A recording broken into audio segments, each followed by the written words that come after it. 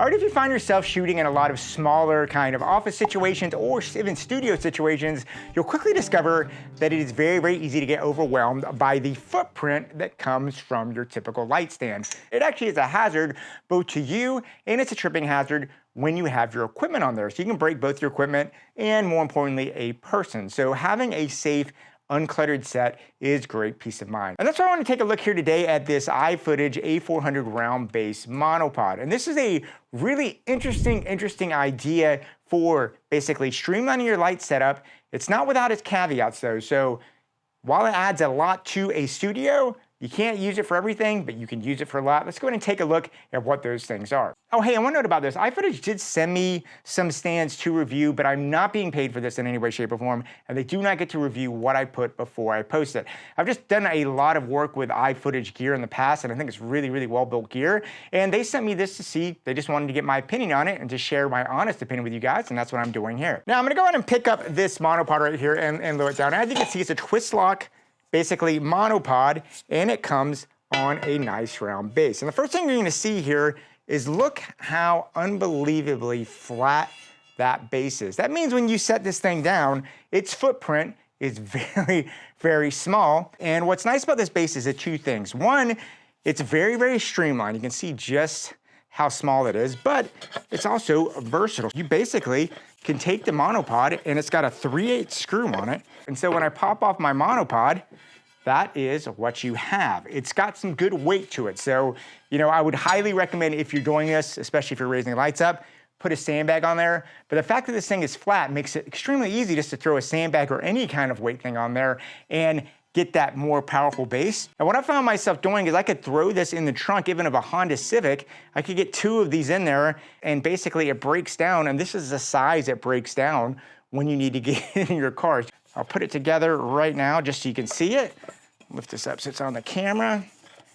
And it just takes a couple of screws, and then it is good to go, and it's locked on there, and now I'm ready to rock and roll. Now, one of the cool things about the A400 is its height range. Now, as I said, it has, I'm gonna pull this up just so you can see it, it has a twist lock function that allows you twist it, it opens it, come back down, and you can lock it in to wherever you want. So it's a very fast, easy way to change the height if you like twist lock especially. Now, the other good thing about this is this thing actually has a pretty big range. Check this out. This thing goes from 30 inches all the way up to 80 inches. So I'm gonna go ahead and just lower this down real quick so you can see it. So you can get kind of a nicer, lower shot. This is gonna be 30 inches, is gonna be good if you have someone sitting in a chair. You wanna kick her back there for interviews, but this thing can raise super high. Check this out. I'm gonna go ahead and twist it open. I'm gonna open it up, and check this out. And as you can see, this is an unbelievably high range. Once I lock it in, I have to stand up on my tiptoes here to touch the light up there. It's that high up. And this range is gonna be really important to give you a good versatile light stand, which is one of the main things you're gonna want from a light stand. But what's nice about this, even though this thing is super tall, it has an extremely small footprint. Once again, I'm standing here and it takes up almost no space in my office, which is really nice to see. When I wanna bring it back down, I just simply untwist the lock and I can bring it back down, and boom. It's adjusted that fast, and now I'm ready to rock on to the next level of this, whatever I need to do. Now, as I said, not only does this have the 3/8 there on the platform itself, but the monopod itself does have a 3/8 right here on the top, which lets you get away with 2 things. The first thing is I can take just a normal tripod head like this, and look at that. Now I can basically put on a tripod head, and if I need a stand for my camera that's a stable stand that I'm not touching or working off of, I can have this set up super easy with my camera, or I can pop off this head right here, and you can use any head because, like I said, most heads have a 3/8 attachment. What's other good about this is it comes with this spigot right here that has a nice 3/8 attachment.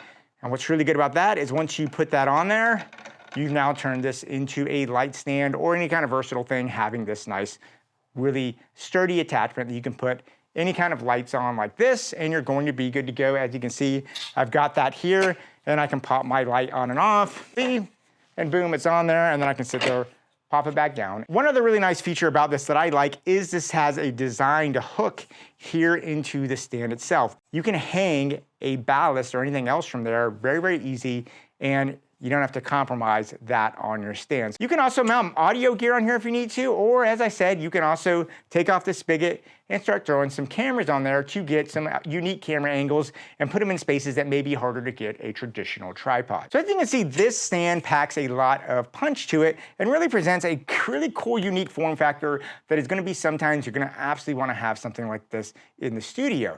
But that being said, it's not without its limitations. And I really think what you gain from this, you also lose some other things, and it's important to know what those gains are versus those losses.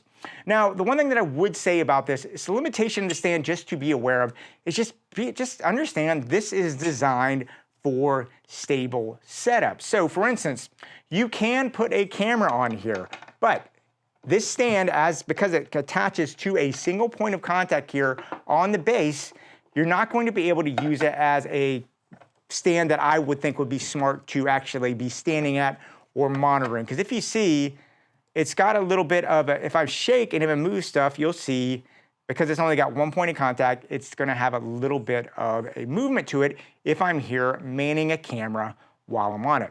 So that means that this is fantastic if you want to set it up in a corner, put a camera on there, walk away from it, that camera doesn't move, that's what this is going to be used for, but you can't really use it for something you're going to be moving around and doing. So there's just one thing to know. It's not a drawback to it, just what this thing is designed for and what it's not designed for. Another limitation to understand, because it's got this single form factor, is that this is fantastic for throwing a light on it just like this, but you're not going to really be able to put any kind of boom arm configuration on there. And I found I was able to get a light like this, and I could do a light with a small softbox and be okay.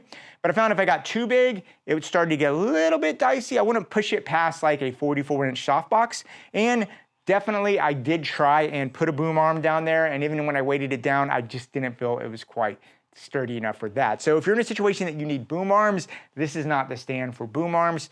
But if you need it just like as a light stand, it's gonna work really, really well in those situations. So in all, as you can see, this is a very, very versatile little stand, and I just love the form factor because there's sometimes that you just don't want to deal with that wide base of a light stand, and this is just so nice, and I can slip it in and out so quickly. And the weight, once you put some sandbags on there, this thing is really solid. I mean, this thing does not tip over. I mean, look at that. I've got a light on there, and even if I hit it, it's got so much weight, even without a sandbag, it just kind of bounces back. So I really, really like that aspect of it. That being said, whenever I do a review, I always like to point out what I consider any rooms of improvement, just so you know fully what this thing can do and can't do, and lets you help them make the best decision possible. Now for me, the first room of improvement I'll point out, and this is just more of a personal thing than anything, but I do wish that there was a flip-flop option for this stand. That's why I think a flip-flop would really help this particular stand, is the fact that you twist it onto the bottom. So what happens is I found myself sometimes when I was moving a light and twisting it, I would turn it to lock it, and then maybe sometimes I might actually turn it the wrong way, and I might kind of loosen the bottom up a little bit, and then I have to twist that down and then twist it up. Nothing that ever put my gear in danger or anything, but I really think a flip lock would be a fantastic option, and iFootage makes some monopods that have flip locks that are fantastic. So getting a flip lock, especially an iFootage flip lock on this, would be a great, great addition to have an option for that on this stand. And really the only thing that I would like to see besides that is I did find, sometimes when you put these things up really tall, it can go pretty high. Your gear can get pretty high, and you start putting the weight up there.